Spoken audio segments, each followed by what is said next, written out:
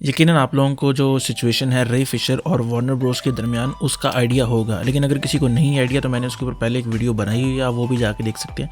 उसका लिंक आपको डिस्क्रिप्शन में मिल जाएगा। उसमें मैंने डिटेल में बताया है कि असल पंगा कहाँ से शुरू हुआ और अभी ये कहाँ तक जा रहा है। तो उसी पंगे में थोड़ी सी डेवलपमेंट हुई है, तो मैंने सोचा कि आप लोगों तक वो डेवलपमेंट पहुँचा दी जाए।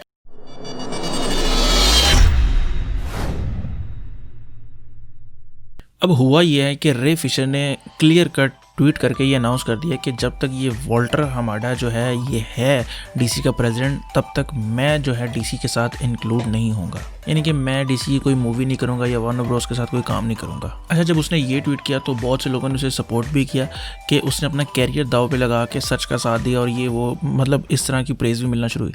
लेकिन बहुत से लोग उसको तंग भी कर रहे थे, उसको टोंट भी कर रहे थे, क्रिटिसाइज कर रहे थे कि ये क्या बेहूदगी है। और बहुत से लोगों ने उसे ये कहा कि अब तुम मेरा भाई जो है वो एक्टिंग को छोड़ दो और कोई खाने पकाने या फूड स्ट्रीट पे लग जाओ, कोई काम करो वेटर वगैरह का। तो जिसके ऊपर उसने दोबारा ट्वीट करके बताया कि लोग मुझे ये कह रहे हैं कि आप खाने वाले की साइड पे चले जाओ, कोई वेटर बन जाओ, फूड सर्विस का काम कर लो। तो उसने कहा कि मुझे अगर सच का साथ देते हुए मुझे ये भी करना पड़ा तो मैं इससे कतराऊंगा नहीं, और ये कोई शर्म वाला काम नहीं है। मैं उसके एग्जैक्ट अल्फाज नहीं बता रहा, मैं उसका थोड़ा सा मफहूम निकाल के आपको बता रहा हूँ कि ऐसा उसका मतलब था। अब जो वॉल्टर हमारा है उसका जो कॉन्ट्रैक्ट है डीसी के साथ एज ए प्रेसिडेंट वो खत्म होने वाला था, और बहुत से लोग ये सोच रहे थे कि उसका कॉन्ट्रैक्ट खत्म होगा तो इससे जान छूटेगी, जो नया प्रेसिडेंट आएगा वो साइबोर्ग वाली मूवी को ग्रीन लिट करेगा और रे फिशर का काम जो है वो फिर चलना शुरू हो जाएगा।